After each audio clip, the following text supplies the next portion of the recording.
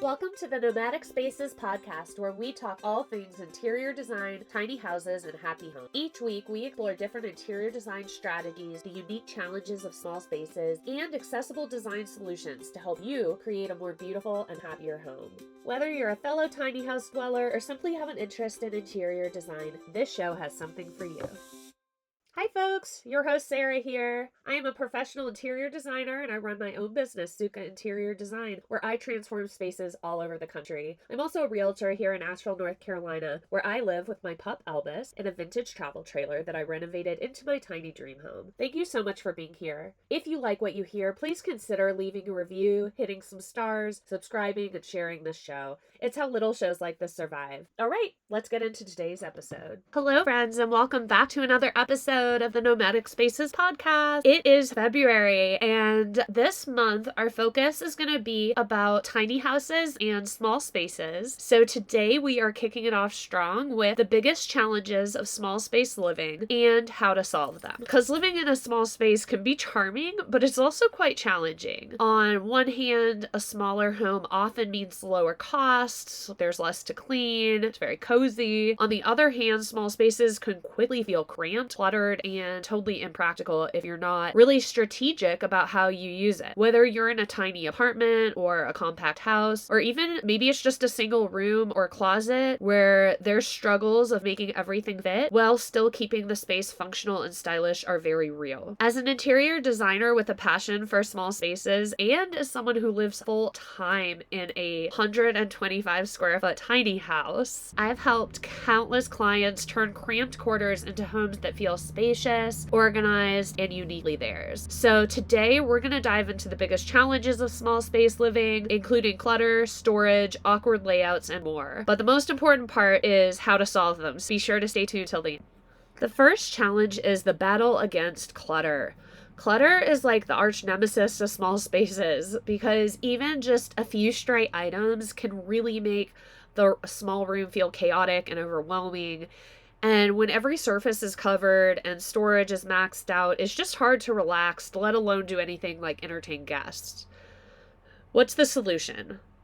To declutter and stay intentional. Decluttering is not just about like the act of getting rid of stuff. It is about creating a home that feels more peaceful and purposeful. So I recommend starting by tackling one area at a time.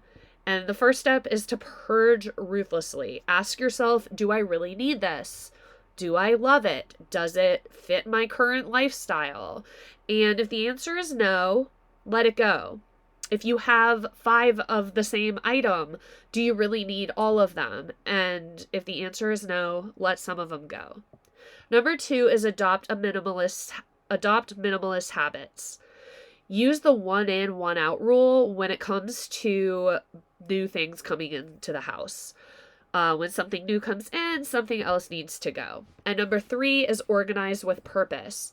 Once you have decluttered, organize what you are keeping in a way that makes sense for your daily life and it's easy to find. So use bins, baskets, drawer dividers to keep everything in its place. I had a client who was a busy professional when I lived in New York, living in a really small 1-bedroom apartment, and she was just drowning in paper clutter. And she does have a career where you actually do need a lot of paper. It can't all be digital. And so we really tackled her problem by digitizing whatever we could, but for everything else, we found really stylish, minimal filing cabinets and organized it that way. And it looked like kind of like a built-in. So it instantly made her apartment go from feeling like chaos to an instant calm. Challenge number 2 is the storage dilemma. If you've ever complained about not having enough storage, especially if you live in a tiny house, you are not alone. Closets and cabinets seem to fill up so fast in a small home, and before you know it, you're totally out of spaces to put things. What is the solution? To think vertically and multi-purpose. In a small space, we really have to push ourselves to think beyond traditional storage methods. Here's how. Go vertical. Use your walls for storage by installing shelves, pegboards, or hooks. Another thing to consider is like tall bookcases, maybe it's wall-mounted organizers, open shelving. These are all ideas that really make great use of otherwise wasted space. Next is invest in multi-purpose furniture. clutter. So look for pieces that serve a double duty, like a bed with built-in storage drawers underneath, or a coffee table with hidden storage under the lid. Maybe it's an ottoman that opens up and you can store blankets or books in there. Next, think about underutilized spaces. Don't overlook areas like the bed or behind doors or even above the cabinets. Clear bins and vacuum sealed containers are perfect for storing seasonal items. And one of my favorite storage hacks involves turning awkward spaces into hidden gems. I once helped a client transform this weird little space under the stairs into a combination storage and mini home office. It was like a really cool little office nook, and it became a functional feature. It added a lot of storage that added value to her day-to-day living, and it gave her a place to actually post up and work. Hi friends, I hope you are enjoying this show. Listening to podcasts and reading blogs like this is a great way to gain knowledge. But to really make change, you need to take action. Luckily, taking action doesn't have to be overwhelming, timely, or expensive.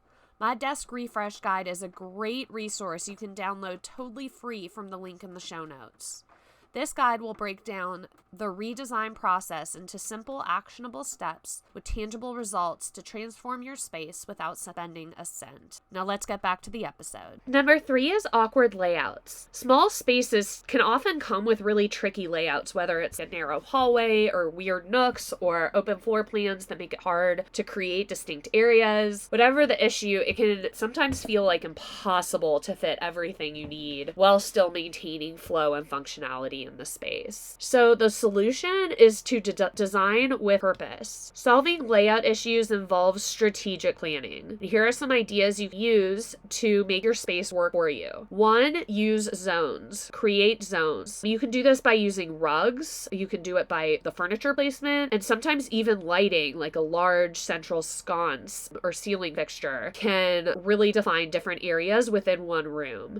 For example, a small living room can also double as a workspace with the addition of a stylish desk and maybe a comfy chair or stool that can be tucked away differently for different use when it's not being used as an office. So number 2 is use flexible furniture. Think drop leaf tables, folding chairs, Murphy beds. These are all examples of flexible furniture that can help you transform your space as needed when needed. Number 3, custom solutions. For especially tricky layouts and tiny houses, consider custom furniture or built-ins that are actually designed and built specifically for your space and fit the dimensions of your space perfectly. I consulted with a couple who was building a tiny house, and the floor plan, it was a super long, narrow living room, and they weren't really sure what to do with it because it was so long and narrow. So by dividing it into zones, we did a cozy seating area kind of on one side, a reading nook on the other. It allowed the space to flow better and feel more functional, and it's mentally a little bit easier to tackle when you've designed your spaces this way, because then you can approach each side at one time. Challenge 4, limited privacy. If you live in a small home, especially if you share one with others, finding personal space can feel impossible at times. Whether you're working from home or you're raising kids or you have roommates and you just need a moment to yourself, lack of privacy is a common pain point that I hear about a lot with anyone with families or sharing spaces. What is the solution? To carve out quiet corners. Even in the smallest of spaces, there are usually ways that we can create privacy. One idea is room dividers. So folding screens, curtains, or even strategically placed furniture can act as barriers between shared spaces. Next is soundproofing. Rugs, heavy curtains, even like fabric wall hangings can help dampen noise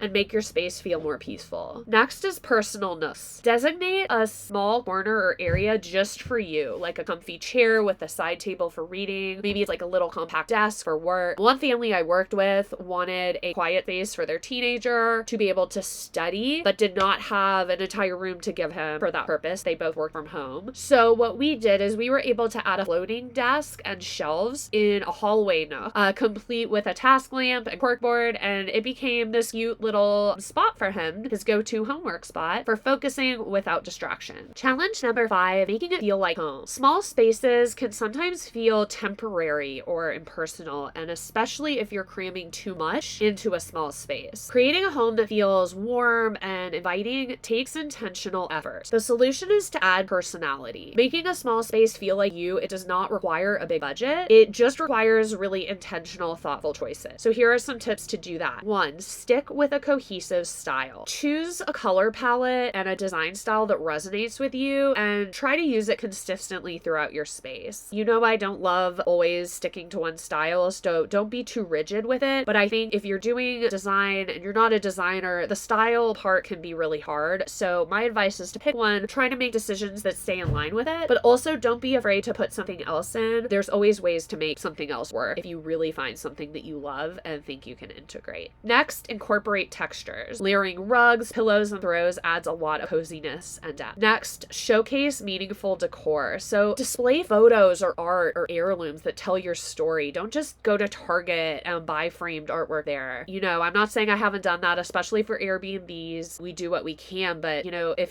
this is your home, I really recommend looking through your own collections, your own photographs. Maybe we frame some photos or get some printed. And yeah, just find things that are really personal to your life and your story. I had once worked when I lived in New York with a client who had a studio apartment, and it was very modern and white, and it just kind of felt sterile and just kind of felt cold and uninspired a little bit. So what we did is we added a gallery wall of all the places that she had traveled. It was super colorful. We did brass frame. We added a really lush, colorful area rug, and we got some plants. Adding greenery helps everything. So it really became a vibrant personal space that she loved coming home to, and frankly, we became friends and I loved hanging out at. Challenge number 6, keeping it functional. In small spaces, it's easy for function to take a back seat to aesthetics or vice versa. It's very hard to balance both, but it's really imperative. You need your home to work and look good. So the solution is to prioritize versatility. One way to do that is to choose scaled furniture. Oversized pieces can overwhelm a small room, so look for furniture that fits your space without sacrificing comfort. See it a lot when people downsize and want to keep their huge leather sofa. It might not be the right piece for your new space. So even if it fits, you know, measurement wise, you could get it through the door and you could get it in there and it fits in the room, it can visually, and you know, again, we talk a lot about how things feel, it can make the space, it can take up too much space in the room. So it's important that we evaluate the scale of the furniture as it relates to the scale of the space. Next, invest in quality pieces. In a small home, every item counts. Choose quality over quantity. Choose furniture and decor that are durable and timeless and actually mean something to you. Next, stay flexible. Multi-purpose furniture, movable partitions, stackable seating, these are all things that give you options as your needs change. One couple that I consulted with wanted to make their tiny living room in New York, very small living space, they wanted it to double as an entertainment space. So we incorporated a modular sectional that could be rearranged. So on movie nights, they could pull it into a big long sectional sofa, like one kind of big L piece. But if they were having guests, it could be pulled apart so it had more chairs and was able to accommodate more guests moving through the space. So to wrap up, here are a few bonus tips in general for tiny house living or small space living. Number 1, use mirrors. Mirrors reflect light, so it makes any room feel larger. 2 is maximize lighting. Layer lighting with overhead fixtures, table lamps, and wall sconces, and make sure you have the right color bulbs to really brighten your space. And number 3 is keep it clean. A tidy home feels bigger and is more welcoming, and it just feels more relaxing. So organize, keep it tidy. I hope today's episode was helpful and inspiring. My goal with this show is to help others make change that transforms their space and achieve their design goals. But just absorbing content, even brilliant content like this, doesn't get results. Taking action does. If you're still listening, you might be ready to fully accomplish your design goals. My challenge to you is to commit to taking one action right now before you don't. Taking action might look like booking a design project jumpstart, or maybe it's downloading the desk refresh guide, or just signing up for my mailing list. Maybe it's scheduling a complimentary connection call with me to talk more about your design goals in detail. You can find out more about all of these fun things I just mentioned and contact me directly through my website, which is sukkainteriordesign.com. That is sukkainteriordesign.com. I love to connect, so please don't be a stranger. As always, thanks for being here and being a part of this community. If you liked what you heard, please take a second to review, subscribe, and share with your friends and family. It's truly So the to wrap easiest up, way I to just want to support me remind and you this that living in a Until small next space week, does not take mean you care have and to home happy. sacrifice style, comfort, or function. With these strategies, you can transform even the tiniest home into a place that feels spacious, organized, and uniquely yours. And if you are feeling stuck or don't know where to start or overwhelmed, I'm here to help. As an interior designer and person that lives in a tiny house, I can help you identify solutions that fit your lifestyle, budget, and space. If you want to schedule a consultation or just reach out and say hi, you can reach me on Instagram at Sukka Interior Design. That is SUKKHA Interior Design. Or you can use the link in the show notes to contact me directly. Thank you so much for being here and listening to another episode. And until next week, home happy.